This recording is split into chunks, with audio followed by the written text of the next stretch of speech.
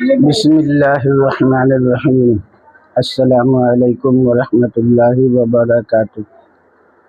آئیے ہم اور آپ مل کر حضرت محمد صلی اللہ علیہ وسلم کی سیرت مبارکہ سماعت فرمائیں۔ حدیث نمبر 19۔ ترجمہ: دنیا میں ایسے رہو جیسے کوئی مسافر یا رہ گزار رہتا ہے، یعنی زیادہ ٹھاٹھ نہ بناؤ۔ حدیث نمبر 20۔ ترجمہ: انسان کے جھوٹا ہونے کے لیے اتنا کافی ہے کہ جو بات سنے بغیر تحقیق کے لوگوں سے بیان کرنا شروع کر دے۔ حدیث نمبر 21۔ ترجمہ: آدمی کا چچا اس کے باپ کے مانند ہے۔ حدیث نمبر 22۔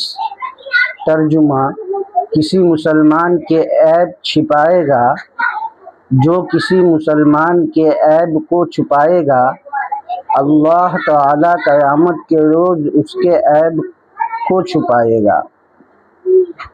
حدیث نمبر 23۔ ترجمہ: وہ شخص کامیاب ہے جو اسلام لایا اور جس کو بقدر کفایت رزق مل گیا اور اللہ تعالیٰ نے اس کو اپنی روزی پر قناعت دے دی۔